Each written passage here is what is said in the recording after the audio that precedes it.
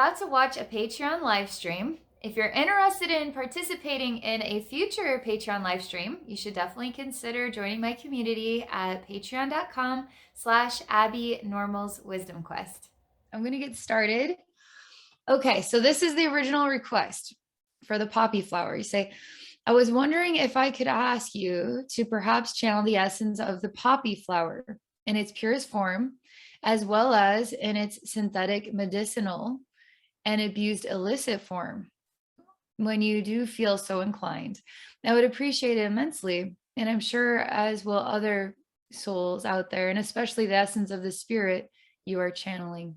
So the spirit of the poppy flower. So you say, I perceive it as such a heavy, sad, and demonized entity. The epitome of depression. And how could it not, after its true nature has been ravaged and abused and sold into its own bondage in the name of war and money? Its essential nature got lost in translation. And it would be so amazing if you could help give it its voice again. Help it and humanity remember its true purpose and meaning.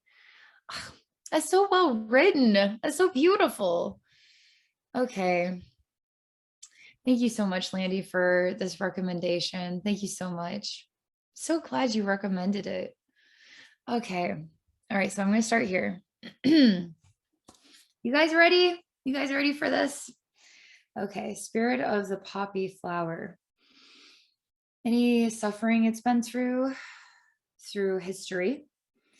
And how can we support its beautiful gift to the world? I mean, I'm already feeling a lot of energetic connection right now. So I'm going to just see what comes here, okay? Oh, yeah. Okay, so interesting. You're picking up on something really raw, genuine. So let's see, the poppy flower is a person. We see flowers as flowers, people as people. They aren't, flowers are not people. Flowers are flowers. Trees are trees, people are people, right? So now I'm shown the poppy flower as being removed, and then it is being, there's this sort of dark laughing face behind the scenes as it's being ripped apart. And it overlays a human being whose body is being cut or ripped apart in torture, okay? And the poppy it's more concerned about the human race than it is about itself.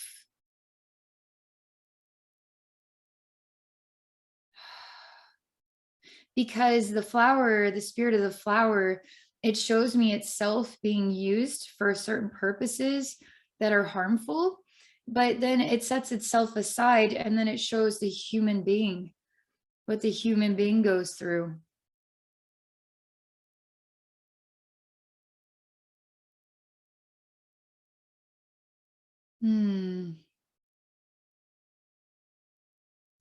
Everything is getting very relaxed, very gentle. I'm being taken to another level of perspective.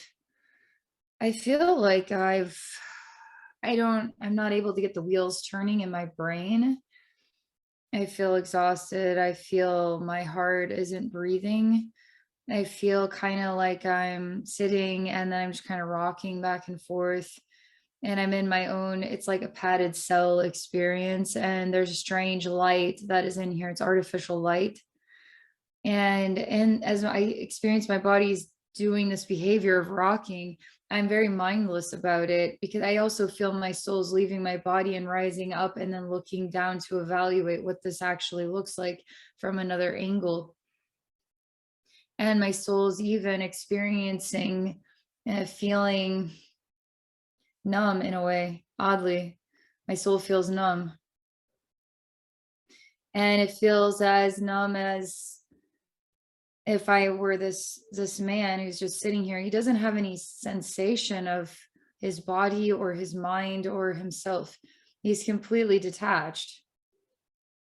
As the soul essence, I also feel detached, and I'm not able to activate the life force energy. I'm not able to activate colors, feelings, sounds, and to feel, I guess, balanced, harmonious. I feel numb everywhere. And now I started to see the souls pulled back into the body. And it takes time. I see a clock and time is ticking away. And the man's drooling. And he's sort of lying on the ground now, sleeping. And the insanity doesn't stop, because even when he wakes up from his sleep, he isn't able to, like, he's behaving like he's had a lobotomy. He's not able to really understand time. He's not really able to even do basic, simple math, like what's 1 + 1? What is your name? Why are you here? It's just like he hears sounds and it goes in and out of him, in and out of him, in and out of him, and there's no real reaction to it. And so now he's sitting up, but he's still alive. His soul's still in there. The poppy, the spirit of the poppy, is showing us this message, okay? And it keeps emanating us. It's not about me. It's not about me. It keeps emanating that. And but it's showing me this scene because it's very concerned about the human race. It's very concerned about humanity. And the poppy is saying that humanity is so deeply loved that we all care. We all care. Even if the human being can't care about themselves at this time, we will still be there again and again and again and again and again and again and again, because we won't give up on the human being, even if the human being gives up on him or herself. The poppy says this. Poppy shows me that all the flowers, all the trees, like all the people, all the animals, all the molecules in the air, all the planets and the stars, we're all in this together. We are all here for each other in different ways. We are here as support. The poppy is so concerned, like keeps emanating, very concerned. Can't get through to the human to wake up. And isn't angry by any means, isn't impatient, is concerned, is concerned.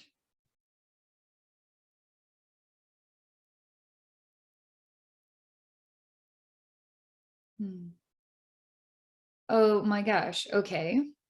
So I'm still seeing this strange scene with it's like a padded room and a single person in this cell, like they have a lobotomy, like there's nothing, no ability to behave like you're a living person. It's just like your body can animate, it can move, but there's no real thought process.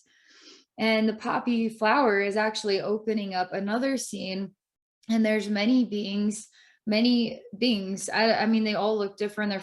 They all different kinds of bodies, different colored skins. They aren't all human. There's some animalistic humanoid looking things. There's all different types of appearances, body shapes and sizes, colors, and they're all standing here as concerned beings. And the poppy starts to nod and points at the fact that concerned beings work together. So when human beings are feeling concerns, we need to work together in big groups. And we need to work together with intentions of love and support in big groups. Because the poppy says when one human stands alone, they stand alone. That is the human's experience. When the human stands alone, the human truly, deeply, mentally, emotionally, physically, spiritually feels alone. The human does. When they stand alone, they feel alone. That's why it's important that when a human stands alone, they don't anymore stand alone. That humans start to gravitate towards each other. When there's concerns, they become a stronger force in numbers. Stronger in numbers. The poppy is sharing this with us. So the poppy shows us another example of this. Let's say one being from the stars is helping all of planet Earth. Let's say it's just Jesus. Let's just say, or it's just Archangel Michael, or it's just the Pleiadians. That's it, or just one Pleiadian. Okay, how does that make sense? how is that even expected, understandable? Like, why would we wouldn't even want it to be that way? We have the poppy's showing me like there's not just one angel, there's angelic realms. There's not just one Pleiadian, there's lots of Pleiadians, you know? There's not just one human, there's many humans. And the many humans need support, and they need to be reminded of their strength and what creates true strength. And there's a lot of groups working together outside of planet Earth and on planet Earth.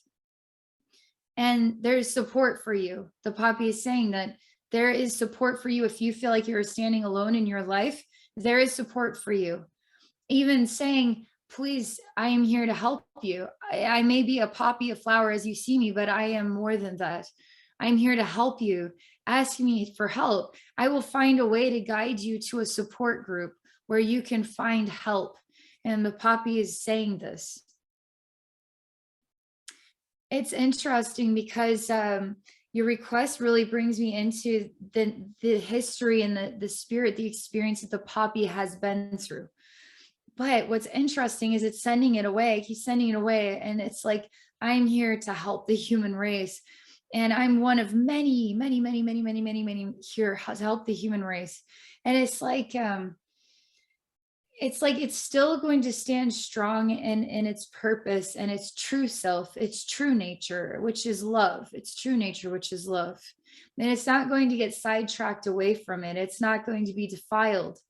No matter what anybody does, it's not going to bend its will, because it cannot be defiled, because its will cannot be defiled. If it chooses not to bend its will, then it cannot be defiled.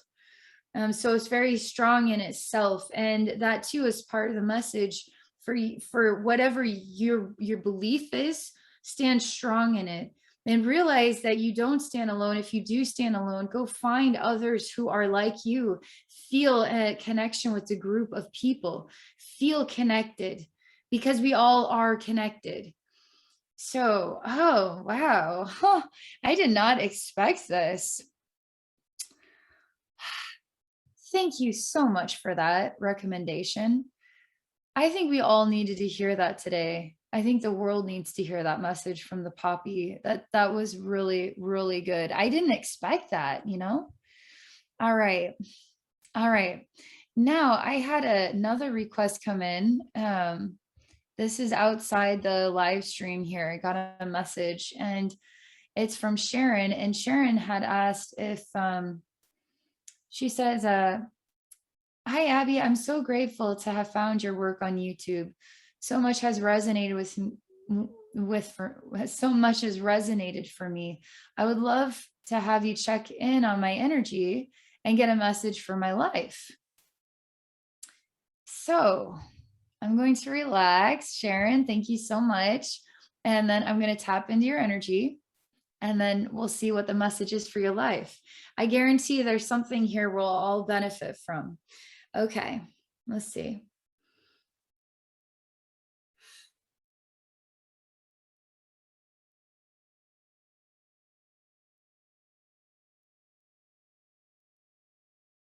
All right. It's really tight, and that tight energy comes from the back side, and it's really tight on the back side, and then it comes around to the front. And it's like this tightness wants to kind of come all the way around, but it never connects fully. And so I'm just kind of allowing it to relax and kind of stop trying to cover you, stop trying to close in around you. So I'm just having it come back, pull back into your back side again and relax that energy down. I'm also trying to get you to face me because you are looking away. It's almost like maybe it would be a little uncomfortable for some reason for us to see, like to look into each other's eyes. So I'm going to look at what that is about. There's something you're resisting, and it has to do with growth and development. And I don't know if it's just seeing the power of who you are, believing in yourself. It might have something to do with knowing that you can believe in yourself and that you're worthy of seeing eye to eye. What is it that you see in yourself? And who are you as you are expressing yourself with the world? Still working on getting you to turn and look at me.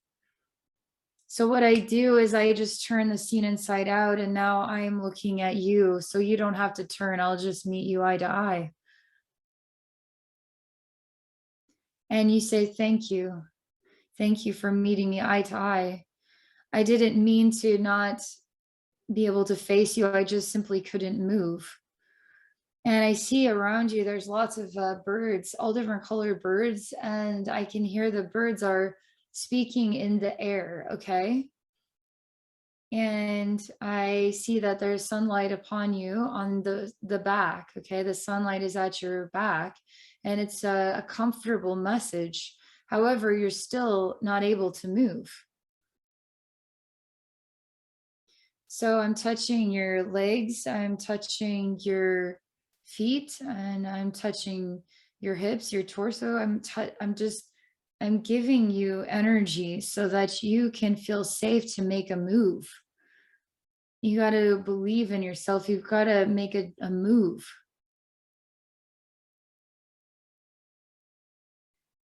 All right. This is the next thing, is that there's all this dense energy, and it's starting to kind of melt and disconnect from around you, around your shoulders, around your head. It's just starting to wiggle off and then fall to the ground like a slushy that just fell off of its I don't know, cone holder. It's just falling off. It's just plopped on the ground. It's I don't know why it's like a slushy and it's not like ice cream, but slushy makes more sense for some reason. It is slushing off. Still can't get rid of some of these layers. So what I'm going to do is I'm taking all the birds and I take all the messages that they have to share with you, and I'm collecting all the messages, still collecting all the messages. It seems like there's a lot of messages um, from your bird friends, from these messengers in the sky, all different colors, all different sizes. So collecting, it's like a ball that's getting bigger. It's just filling up with messages for you. Now what I do is I take this energy, and then I place it in your crown, and I place it in your third eye, and I place it in your throat, and I place it in your heart, and I place it in your solar plexus, and I place it in your sacral chakra, and I place it into your root chakra, and I place it below your feet, in your earth star chakra, and above your head, in your soul star chakra, and I place it in the front and in the back, above, below, within, and around you. And it's safe to hear these messages. Safe to let these messages in and be received. I'm going to ask the question, what is it about these messages that you're resisting hearing?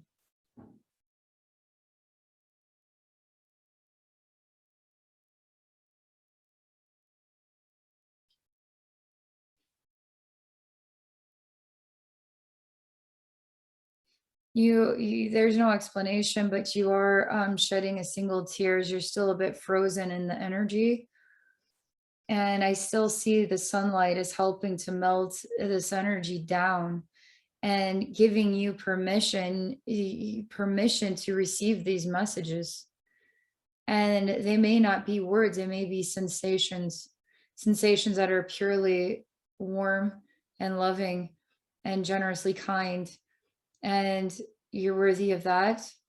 You're worthy of hearing it and receiving it and feeling it.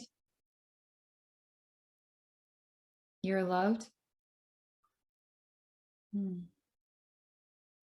That's a lot better. All right, so that's what I have to share. Okay, so next. All right, Kyle. So you're requesting a group healing. So healing for everybody. And the blue orb of throat chakra, group healing, the blue orb of throat chakra, freedom and self-improvement. Very interesting. I like the wording. I just group healing, blue orb, throat chakra, freedom, self-improvement. There's something really nice about the words you're using. All right, just tapping into it here. Then Christiane will find out about your ticks. All right, here we go.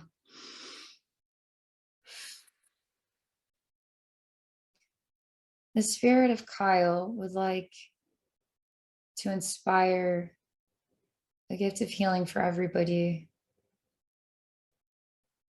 Blue orb of the throat chakra, freedom and self-improvement. Let's actually talk to your higher self for a minute and bring your higher self into this, Kyle.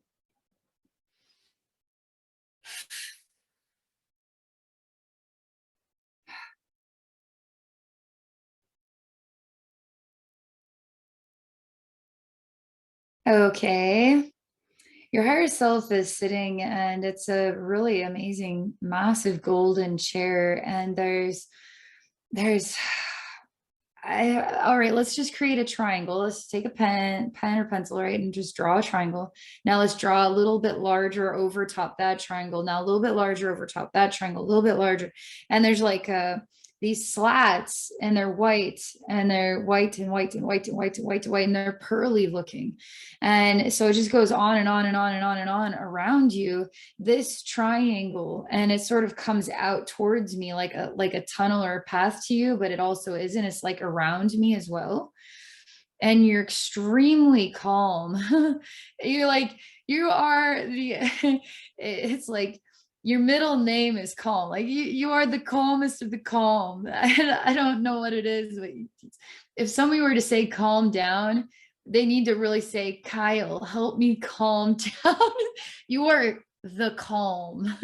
That's what your higher self is emanating, the calm. It's really neat. I don't think I've ever felt calm like this before.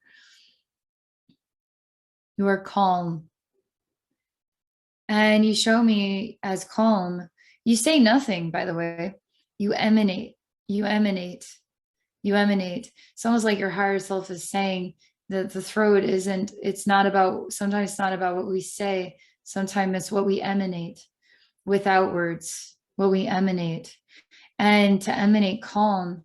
So if you're in an environment where people are overwhelmed, but they don't see you overwhelmed, they see you as calm, whether you say anything or not.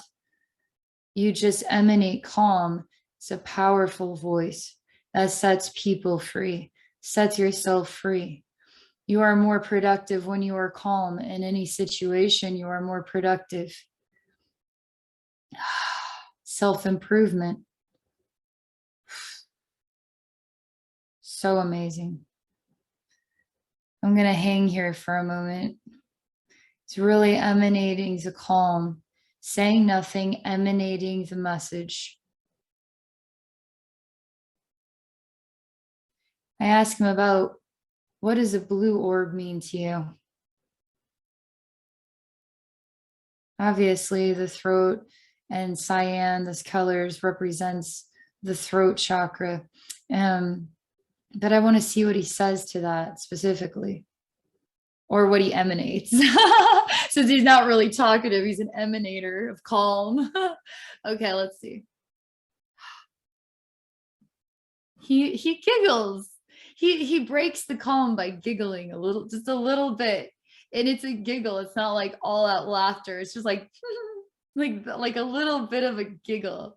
It's awesome. Makes me wonder what he's got up his sleeve, you know? So he, apparently I was holding a blue orb and I handed it to him, and he's got this in his hand, and he cracks the shell to set the energy free. Nothing to be contained, everything to be set free, everything to be shared equally, evenly. He's talking about how we share feelings. So he shows me again people who are very scared and afraid. Oh man, it's like a real scary scene. Like it could be a war event where people from a community are brought into a central location that is deemed a safe space. And there's lots of military people or hospital, like doctors, nurses, staff people, volunteers, and people helping, and there's terrified children, teenagers, moms, dads, grandmas, grandpas, and people are shaking, people are afraid, and how we share our feelings with each other. So when children see their parents are afraid, they start to feel like they should maybe be afraid too, right? We can influence each other just the way that we express our emotions. And so when you bring someone in who is strong in what they feel is the essential way to be in order to serve the needs of others, to be calm, for instance, or to share just loving messages or support or share hugs, people see that communication, right? And that is it's infectious, like in all the best ways. Like, it gives others the strength to find that inside themselves. It reminds others the importance of being calm for the children, or being calm for every person that is here. It supports the process. When we're not calm, we put jams and jars in the process, and that stops things up. And it doesn't allow us to just trust in the experience that we're in, open up to guidance in that experience, open up to higher wisdom, communications from above, right? That we can receive and then emanate, whether we speak it or we just, our body language expresses it. He really is like, his heart pours out, like his heart just wells up and pours out. And it just keeps welling up and pouring out and welling up and pouring out. And the love in your heart, Kyle, the heart of your higher self, is like a warm rain. And it's like made out of golden light. And the raindrops are all over the planet. Like, it's raining all over the planet, warmth and love and radiance of pure, this pure loving energy. And it can be received. We can open up to receiving it. And so it's like it's an opportunity for all of us right now, because you, Kyle, in your higher self, paralleling the gift giving here, are giving us right now an actual moment to receive the love that someone else, someone's higher self, their beautiful heart and intentions have to give to the world. This is poppy power, it's like poppy flower power. It's like we receive, and then as we get stronger together, we have more to give that others can receive, that we can become again stronger together, right? So I'm right now just experiencing this amazing golden rain. Just, it's pure love. I feel like I would be doing an injustice by not receiving it. You know what I mean? Like, why would I shun that? Like, why wouldn't I want that? So I'm just letting that energy into my energy field, into my chakras, into my heart. Maybe there's something that I don't know yet, and I'm welcoming that guidance to just manifest for me in divine time. But I'm allowing that love in, which is worth it. It's worth it. It's transforming. It's a gift. Feels so good. It warms my heart. Warms my heart.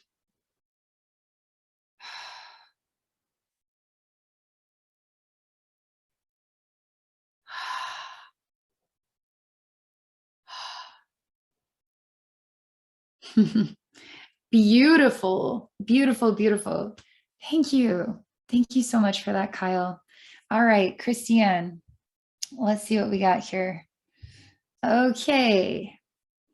So external attacks on your physical peace by different sorts of parasites, aka ticks. And then this message, hug Mr. Gun. All right. So, okay, there's something to learn about embracing the enemy. Hug Mr. Gun. And I have a need for more wisdom. Okay. Wow. All right. Gonna relax here. How's everybody doing out there? You guys doing good? I'm just gonna go through this. I've got I'm gonna do one more and I'm gonna start reading what all we have in the chat box. So glad you guys could make it. Okay, here we go. Christiane, what is attracting the ticks? What is the wisdom?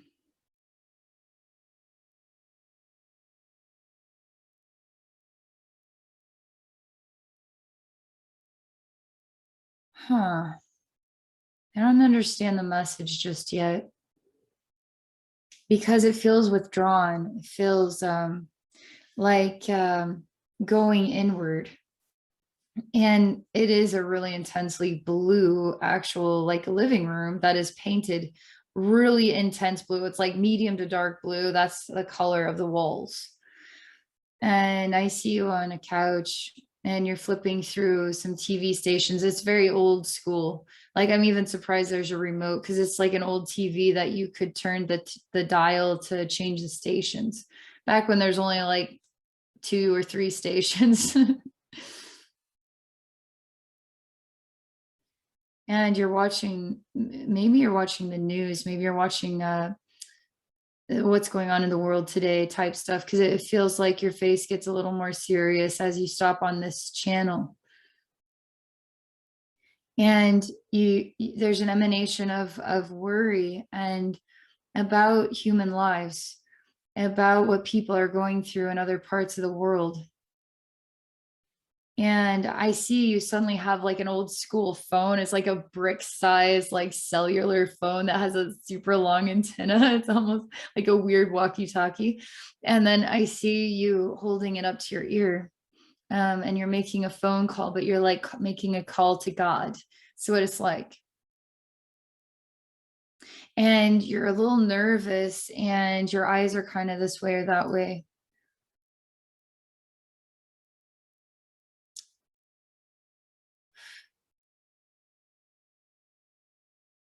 Mm. And there's silence that there's only silence that you hear, but for some reason it feels, you feel satisfied. You feel like you received something and you just allow things to be in God's hands.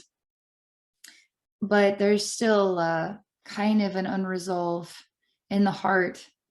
So I'm bringing what is the look of a tick into your home, okay? Because I really need to understand what your relationship is, so that I can understand why it's here.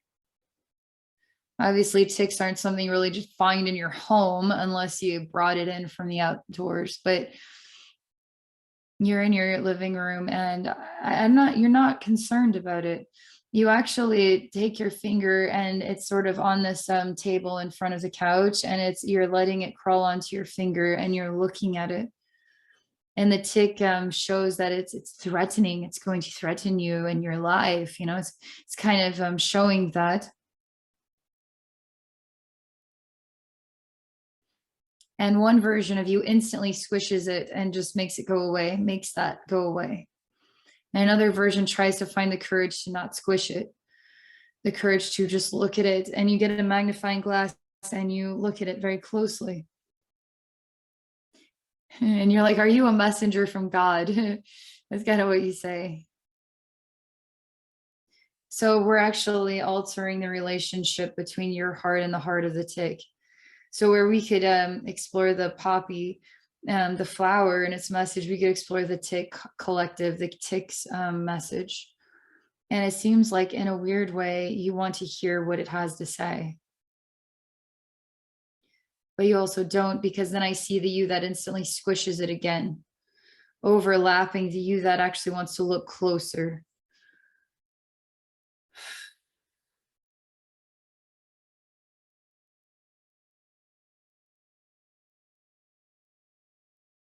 You shake your head and you say, I just can't grasp what it's trying to tell me. I just can't grasp it. I place the tick into your heart so there's no separation. And you feel very uncomfortable about that, Feel very nervous about that. I bring Kyle's higher self in, calm, calm. So it's just, oh, Kyle's higher self is here. And he's sitting down with you now. He holds your hand and he asks you to close your eyes and relax. And you start to cry and you say, I don't want these in my life. I don't want tics in my life. And you cry, and it's like a really beautiful therapy. It's just stating the obvious. And don't be ashamed of that. Most people don't want tics in their life.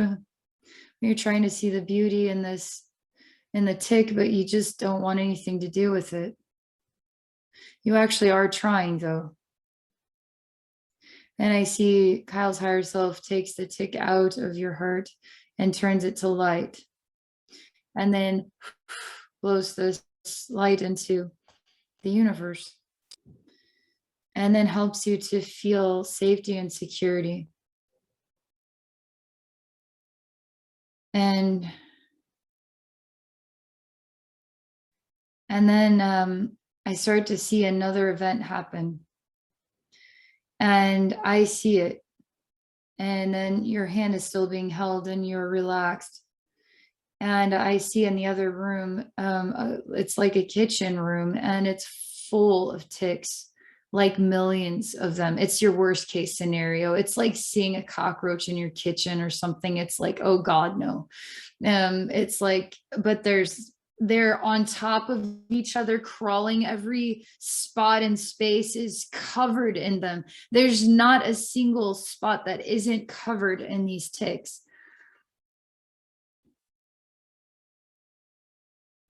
And I take your hand and guide you into the kitchen.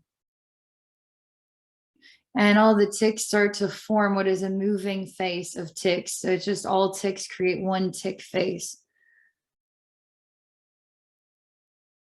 And the face then turns into a gateway or a doorway.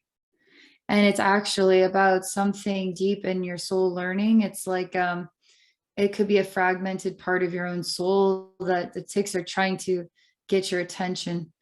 It's actually vibrating a sound. That's just why that you're kind of spotted is what it's like. But it's guiding you through a doorway to a part of yourself that needs healing.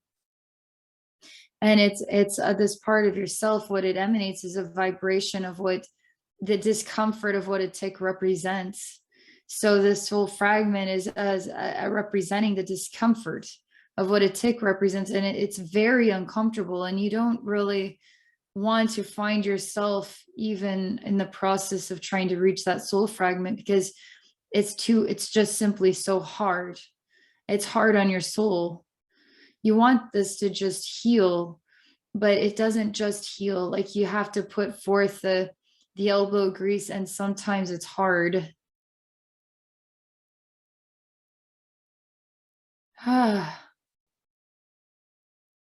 It's interesting because you're not alone. Like, I'm bringing everybody here from Patreon, and Kyle's higher self, and the Poppy, and everybody from YouTube, and all our friends in the stars and the angelic realms, and our soulmates and the earth and the animals and the plants. And like, I'm just bringing all these spirits in, and we're all going to walk you down these stairs into the dark. Okay. And it's covered in insects. And they're very tick-like. They're very all different types of parasitic energies in here, like very gross. And it's like that Indiana Jones. It's the second one, I think, where you have to put your hand in. There's all those creepy crawlies in that room, and it sounds like you're stepping on fortune cookies, but it's actually like gross insects everywhere. Yeah, it's like that in here. Archangel Michael shows up, and there's a light that goes through, and it's blue fire that just flows through all of this, and it brings all these energies back into this blue fire. And what it is exposing an unresolved pain, and it's dry and it's empty. Oddly enough, the insects made it feel like there was movement, there was flow, there was something happening, but really it was just making things feel grosser. But without the insects, it's so silent and so exposed that it's actually more uncomfortable, believe it or not. Ugh. The ground opens up and it's a straight fall. Like it's a straight fall into the pit of darkness. And it's scary. I feel like you're a child and you don't know where to go, where to run, where to hide. And you're exposed, and there's a bit of water that expands out in every direction, and it's dark everywhere. And there seems to be something large in here that knows, that sees you, that you sense also sees you. I just say, just look at it. Good news is it's the energy side of things. Like human beings can follow through with some disturbing things, but the energy world, you can put that to a stop instantaneously. Just stand up. We're all here with you. We're all here with this thing.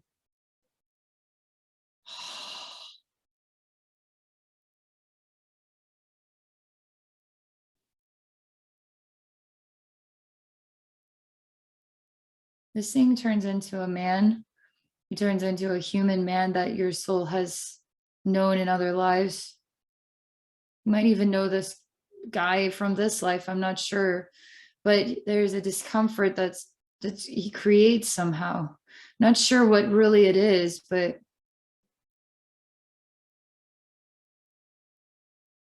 he's cold though. And you want there to be warmth where there's no warmth. And I say good for you for saying that. Good for you for just simply saying that. You said you don't like ticks. I don't want them in my life. You just simply said how you felt. Okay. You're trying the best you can to see something more beautiful in them. It's okay. Now we're going into something, and it's time for you to use your voice. Interestingly enough, maybe that's why Kyle's higher self is a part of this. Use your voice to say what it is that you actually feel inside. Seems like there's a meeker side that doesn't want to say something that might upset someone or hurt someone's feelings. You'd rather just kind of live with the discomfort, where really speaking is important. Because when you speak up, you create change, ripples of change. That'll actually better your heart, the light in your heart and your way you feel about life. This is already creating movement and exposure, and it's creating safety and comfort. And it's already starting to shift things just by simply saying, I mean, you acknowledge that he is cold and you want him to feel warm. Simply saying that, bam, already started a ripple of change, because he needed to hear that. You just needed to hear that. That's all. And you needed to tell him that because you simply needed to tell him that. That's all.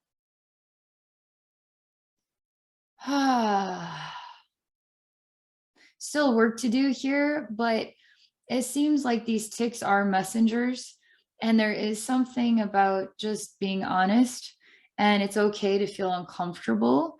It's okay to cry about it and connect with the spirit realm. I know you're already doing that.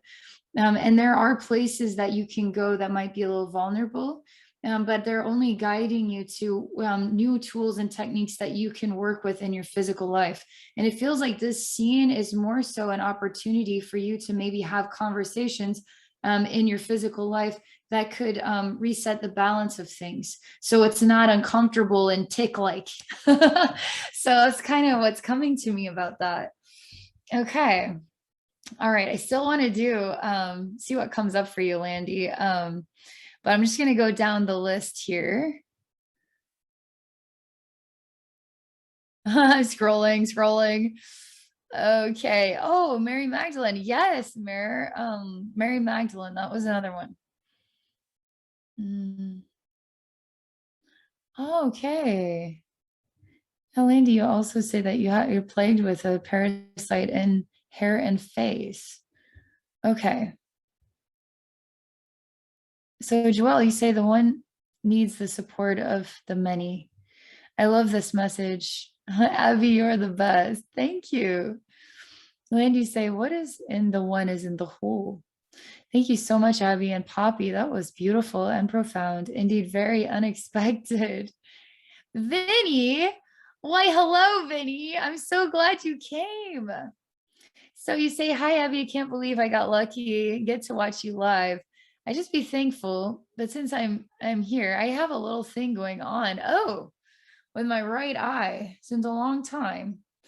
Would you say it has any deep meaning? Okay. I'm going to do just some quickies here. Let's just keep going here and see what comes up here. Okay.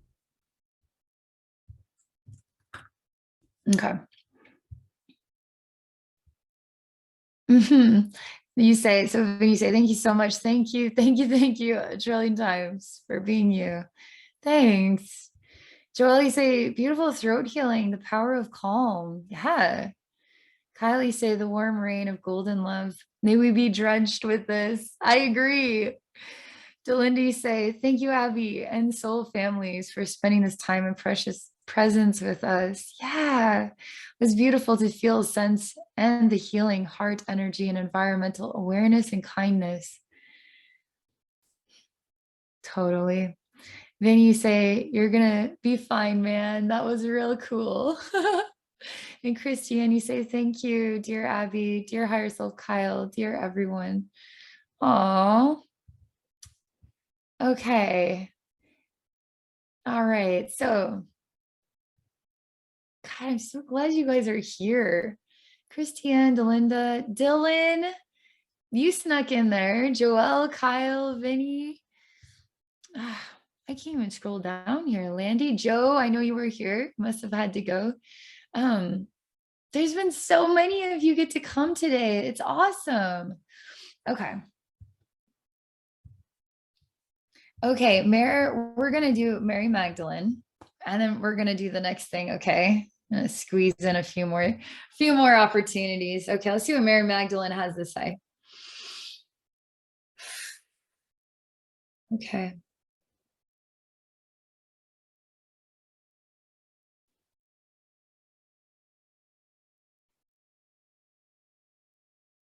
Huh. Very silent. And there's like a smooth black onyx. And there is something of a wall, but it's not flat. And it's almost like it has parts that diagonally curve towards me or diagonally go in the opposing direction. But it's kind of geometrically designed, and there's a way through this wall which isn't flat. But she shows me a human with basically a black onyx pyramid on their head, like wearing it like a hat.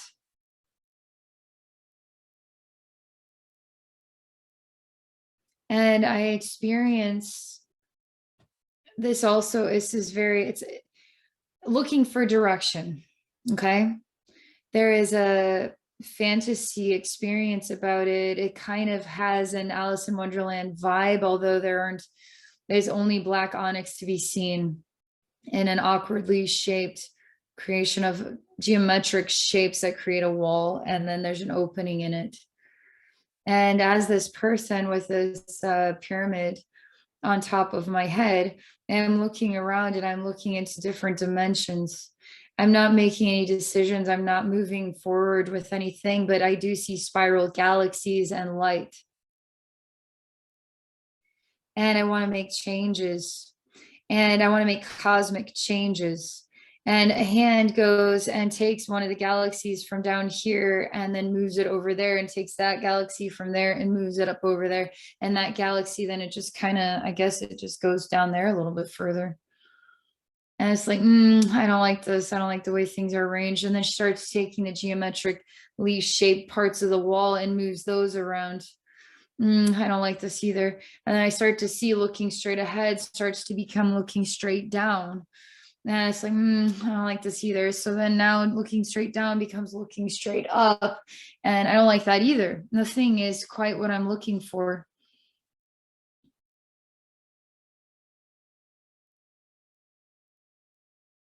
So the inspiration is to literally just take everything and then just set it aside.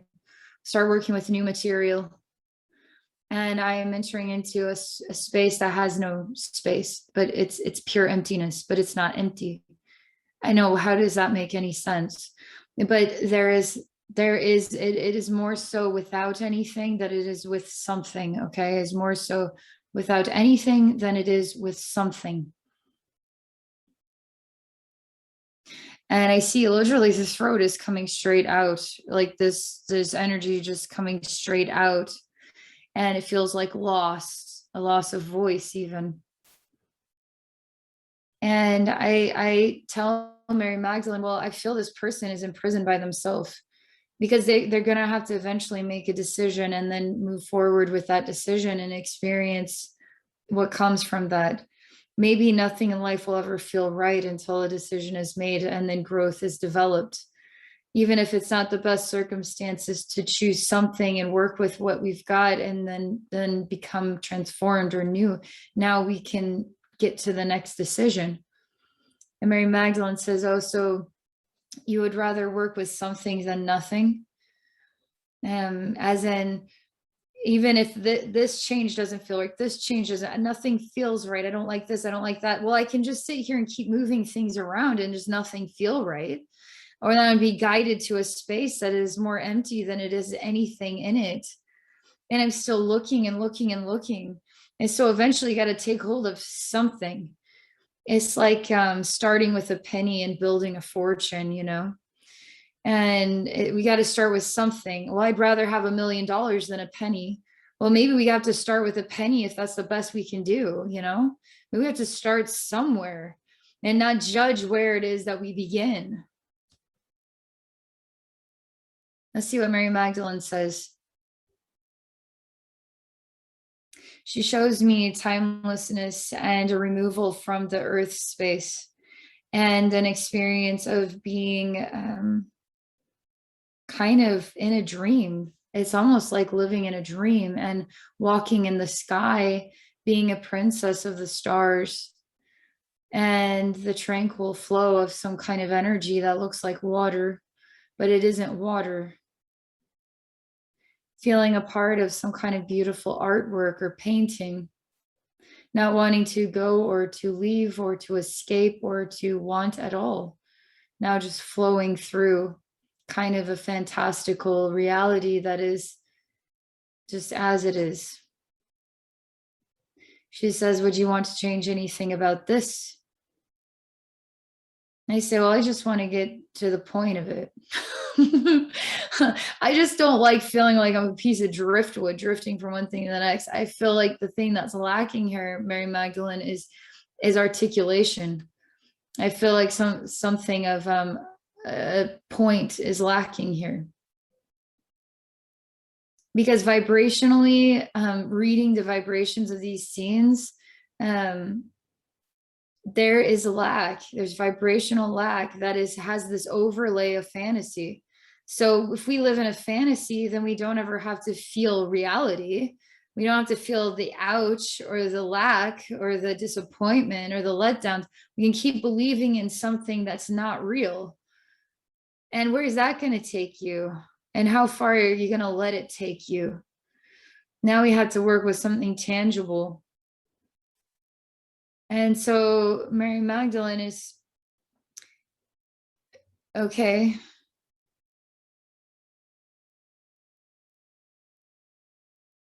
I tell her that it's not fruitful. It's just exchanging one scene for another scene. It's no different than getting stuck in an illusion that sounds good, feels good, must be good, isn't good. And just letting it interchange its scenes a little bit different, the same vibe for 1 trillion years. Where is that ever going to go? And so I'm starting to realize, so she's saying if we're doing the same thing, and what's the difference between 1 minute on earth and 1 trillion years in eternity?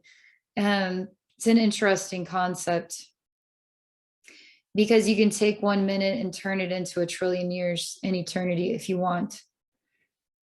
So if you're avoiding the truth, then you could be living in a fantasy for all eternity until you have the inspiration to face something that is being avoided, which is bringing you into something more dense, more physical, more tangible, more human, gives you opportunities for growth. I say, what else are you wanting to tell us with this message?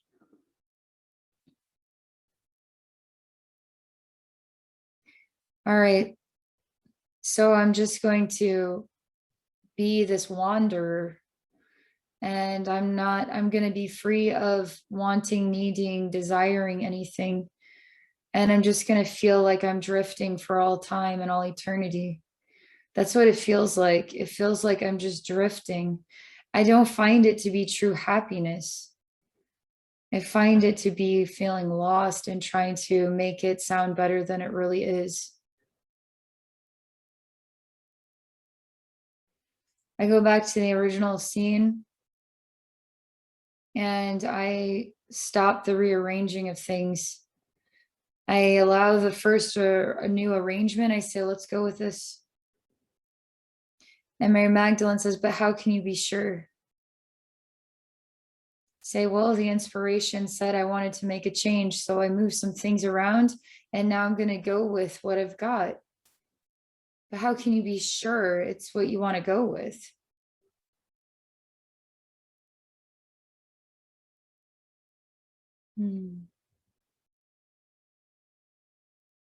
Everything is becoming drifty, becoming dreamlike.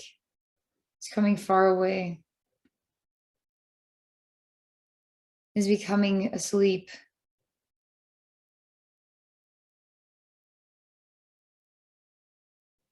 And I experienced being asleep for a very long time and peacefully asleep, not needing to, desiring to be disturbed forever and ever and ever and ever.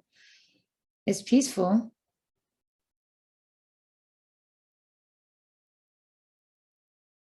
I see in this sleep, everything I ever knew disappears. I don't change, but everything else changes around me.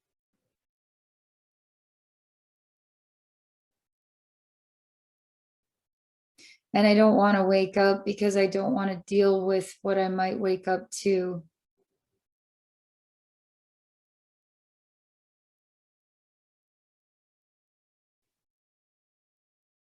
So go to this emanation.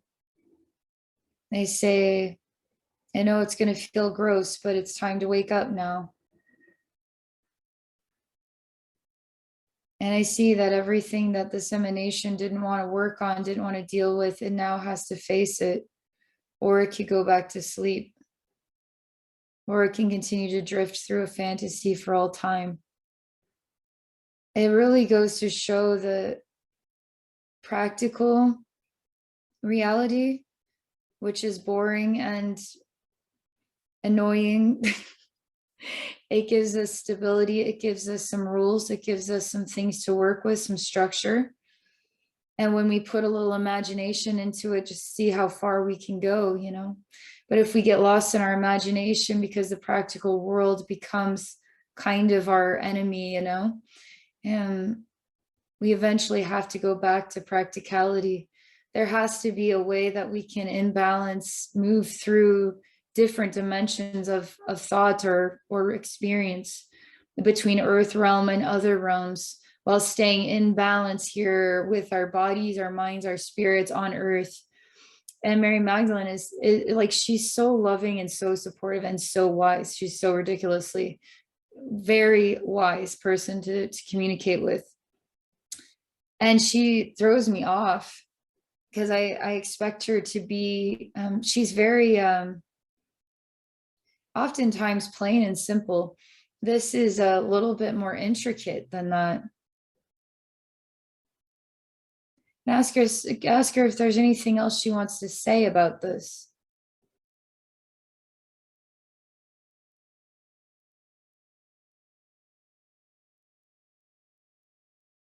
The next thing she wants to say is, when do you know when it's time to let go and when it is time to remain focused on something? How do you know when you need to let go? She says this because I'm still analyzing all the scenes, and I know it's safe that I could move on from this, but I'm curious to see if there's something else. And so she's using that as a tool to bring up another interesting idea. When do you know it is safe to let go? It could be let go of a dream, let go of the path that you thought was the right path for you. Now you have to make a change. Let go of avoiding the practical world. It could be let go of a memory that hurt you really badly. How do you know when is the right time to let go?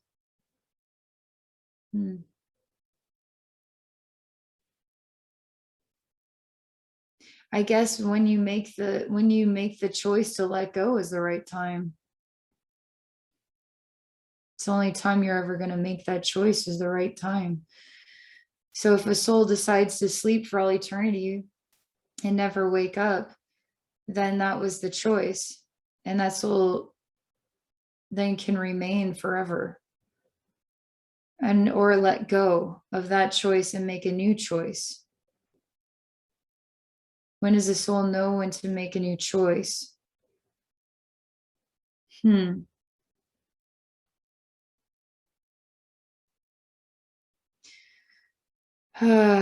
is why I try not to get into this energy too much. The energy that encourages you to feel like you're drifting away from the building blocks that we work with here on Earth. There must be a reason why she keeps bringing this up. The practical versus the fantasy, eternity versus decision making. When do you make the decision? When do you know it is right? How do you let go? How do you make decisions and stick with those choices? Like the rearranging of the spiral galaxies. All right, I guess is just for us to contemplate that. Really interesting. Gosh. So Vini, you say, that sounds like a dense emptiness compressing. Could it be that the time to let go is when, hold on, oh shoot.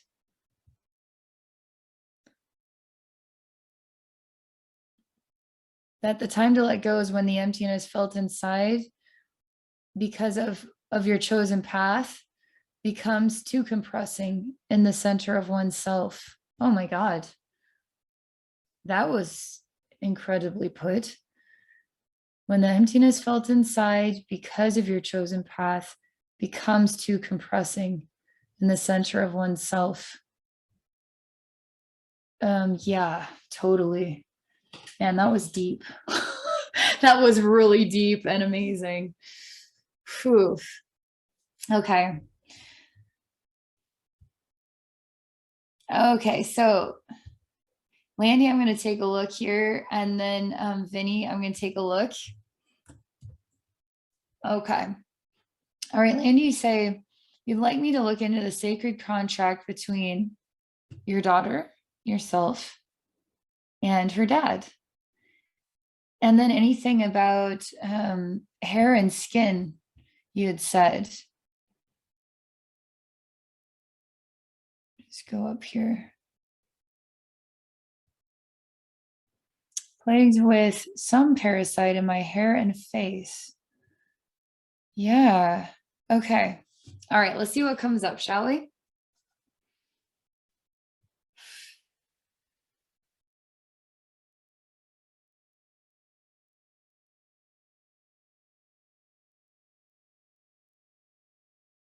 Contract between your daughter, yourself, and your daughter's father, right? All three of you.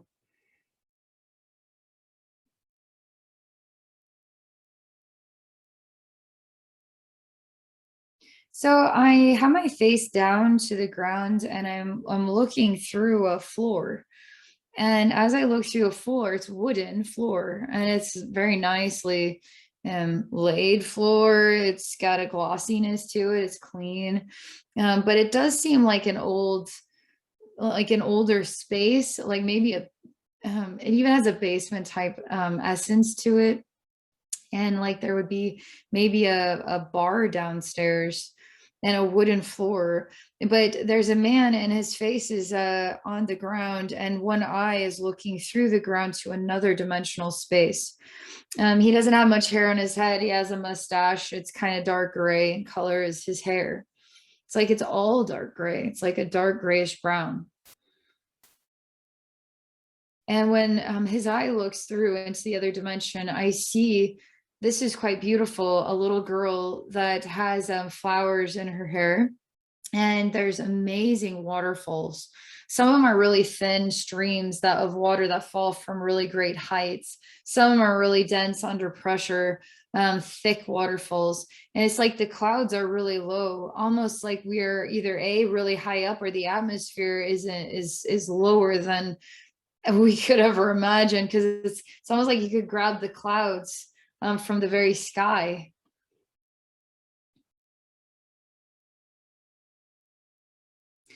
And now I see the man who's on the floor. It seemed like a rougher scene, like maybe he was pressed against the floor, but I see him fall through the floor and become like I don't know, like a little black bird, basically. It's not necessarily a bird though, but it's a little black energy, and then it goes towards the girl, and everything where she is very clean and very white emanations. So it's very obvious to see this little black energy kind of come down. It's like it perches on her shoulder.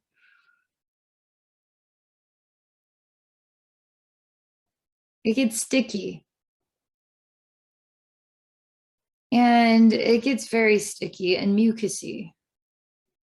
And I start to see this place becomes covered in a really sticky mucus, like a spider web. And everything is paused out.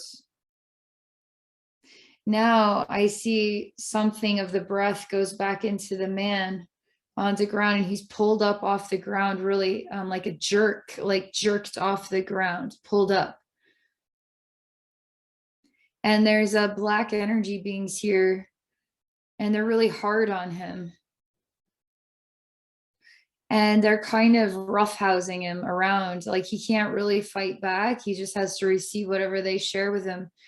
Then when I project my conscious down to the girl, I see that she's learning a great deal of wisdom. She's not afraid that the sticky mucus came. She's not afraid of it. She actually finds peace with it and something new.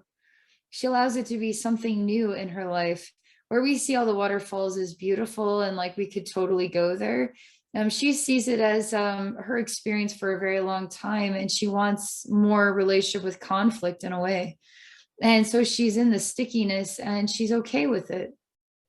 She loves the little black energy that came to visit her because it was different, from her, different than what she's been introduced to before. And I see that the man who's being roughhoused in this little black energy within himself, it doesn't mean that he's dark or evil or anything. It just means that he found something that was peaceful, that reminded him of peace. And it changed him and brought more light and more warmth to his heart. And I see that an attraction develops between what you could say was this white emanation of the pure young little girl, his darker emanation of a man who's kind of being roughhoused and everything's out of his power. And the light and the dark see each other, and they care deeply. They care deeply to understand and learn more about each other's realities and about what each other represents on a soul level. Does the little girl, represent your daughter? Does she represent you? Do you like who's who in this, right?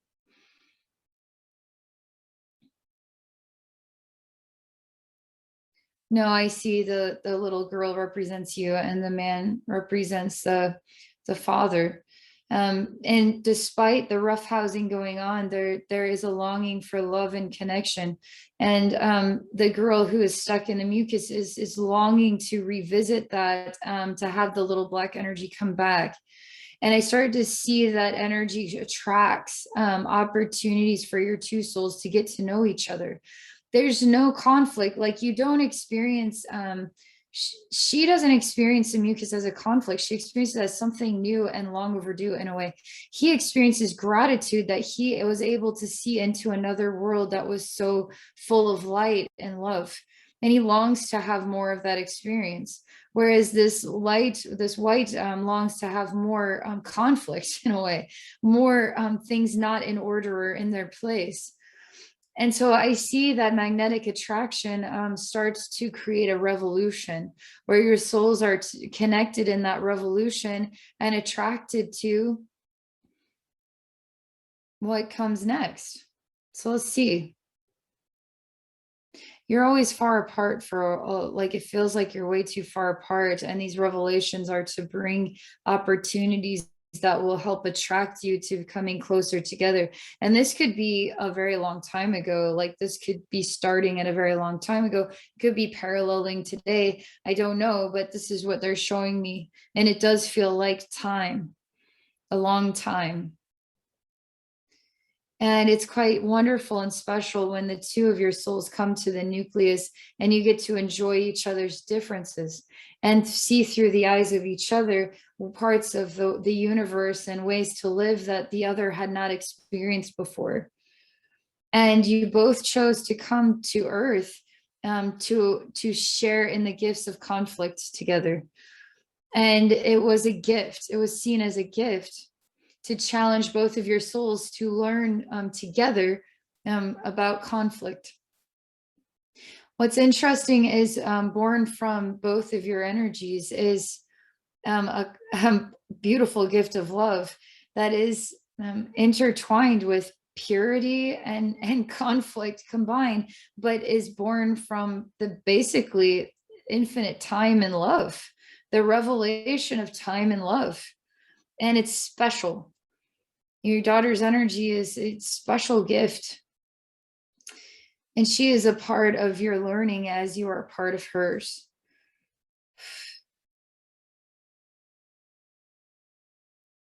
I'd love to explore more about that. That's where I'm called to stop for now. I'm going to check on you, Vini, okay? And let's see what's going on with your right eye, okay? So you see a little thing has been going on with my right eye since a long time. Would you say it has any deep meaning? Okay, let's see. Your right eye.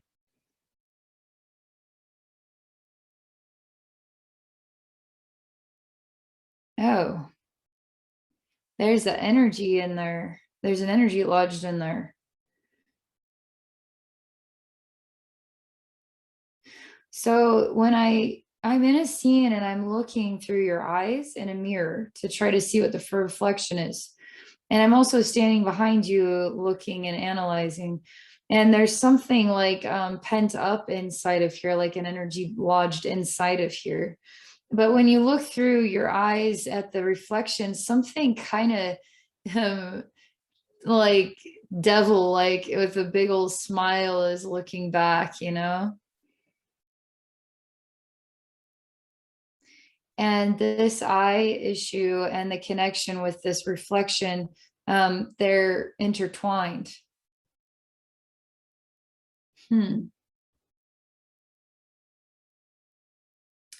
Oh man. And now through this lens, I am taken to another space where I don't know which side you're on, but there's a man and another man, and they're down by the beach, and it's quite rocky, and there's lots of broken shells and some not broken shells. But this man has a sharp object and he's stabbing. It's him. He is stabbing you in the eye with this object. I don't know why is he just stabbing you just in the right eye.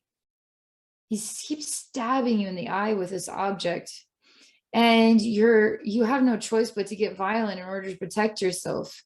And you're trying with your hands to find some kind of object that you can use to get him to get off of you. I'm actually pausing out time and separating you both. And I'm having both of your souls gaze into each other for a moment. Your eyes are back. His eyes are there, like you're looking at each other now. No stabbing in the eye, no nothing. Everything's calm. Man, you both hate each other. You both hate each other. There's like energy, like his energy is like, and your energy is like, and you're just like conflictingly hate each other. Now I feel that friction. And I'm told that this has to sort itself out. And so then everything starts back up and it has to follow itself all the way through, because both your souls have some kind of energy to release upon each other. I see images of a lion roaring, another scene, and this is like another planet. And this planet is at war with some other race on the planet, but you have a lot of lion energy to you, and there's lots of intense reds and different. I mean, there's like a spotted fur that's brown and black, okay? And really amazing yellow eyes. And these are humanoid people. And they're not as cat as they are humanoid, but they do have some cat-like features. They also wear lots of like there must be many lions or many feline animals that they kill for their skins, because they're always wearing, that's the clothes they wear, these skins. And it's huge. It's a huge city, and it's got a very tall tower that's like golden, and it goes up like into the sky, like way into the sky. And it's a circular wall around this city. And I see that you are kind of like up there. I don't even know if you might be even the ruler of the city, but you're way up there, and you're pacing and arguing back and forth about this other race and how you got to do something about it. And it's that soul. And there's something about that soul that it burns your right eye, because you still haven't resolved whatever the conflict is between you both. It's actually kind of cool, because you're always like you're always, whenever you have a life with this soul in it, it's like magnetically you attract to each other, and you need to just fight again. So let's see what comes next. They don't show that you ever go to war like we think. What ends up happening is that other race becomes ill somehow. That race is blue and more aquatic like, and they're, I don't know, they become sick, because I see them dying off over time. And what this unexpected sad thing is you lost your purpose, because your whole life you felt uneasy about that race. You felt like you needed to protect your city and your people. You felt like something needed to happen. You needed to wipe that race out. You need to go to war. Or you need to have a treaty, or you need to something. But there was no real communication, and never quite went there. You just were always worried about it. Now you start to watch this race die out to complete. They're not there anymore, and you feel sad. You feel sad, and in that sadness, you feel lost and confused. You don't know what to make of it, because you don't know what your life means now.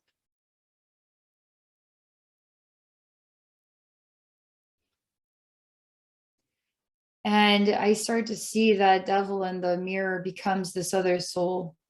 And you look him in the eyes with two good eyes, okay? And he looks you with two good eyes.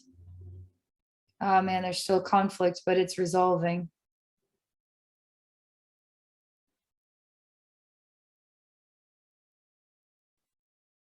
I still feel the conflict, trying to die it down, trying to relax it. I tell you that to talk to him, just say, I got this energy in my eyes. This has something to do with you. Maybe it's time that we settled our debts or our issues with each other. All you can do is ask and see what he says. He shows me he's a technological being, and these days it just like shows me he works with circuitry, electricity, light, and he's very fast, and he kind of still despises you as well, because he's very open about it. I say, why don't you heal him, and then why don't he heal you? Maybe that will help. He kind of laughs to himself and he says, you know what's weird? I've missed you. He says you need to let that go from your eye and stop putting energy into it. See, your eye is healed now. And you say something like, let's put love in our hearts towards each other moving forward. I don't want to feel the way I felt when your race died out. I felt sad, and that tells me that I do care about you, and I do care about the races that you have been a part of. He nods. He takes his hand and he moves it through the mirror, and he puts light, like electrical light, into your heart. And it creates a powerful pulse of energy that pushes this out to help you release it for yourself. And you start to laugh, and I see you become fire, and he becomes electricity. And you both start to laugh, and it's like we're the same, but we're different. And you glow really red hot fire, and he's like super yellowy white hot electricity. And you start to understand why you're a little bit different, why you don't see eye to eye, basically, but that you can still be friends, you know? You can still help each other out in different ways. There's a mending here. How about that? Oh man, thank you everybody for coming. This was a lot of fun. This is my first like tester, just to see what I can do to offer opportunities to heal you guys or channel somebody or heal the group or whatever the inspirations are. Just see how that goes. And I really enjoyed it. I really enjoyed it a lot, and I'm really glad everybody who could come. Thank you so much. I hope you guys have a really great day, a really great rest of your week. Again, I'll let you know when the next live stream is going to be. I'm leaving town at the end of August, so there's a lot of final stuff I have to do here before I officially leave Des Moines and go to the Yukon in Canada. And then it's going to take some time to settle in there too. So I don't know how available I'll be or what, but we'll get on track in September when the time is right. So I'll keep you guys posted. So yeah, let me just scroll down and just check the last of the messages here.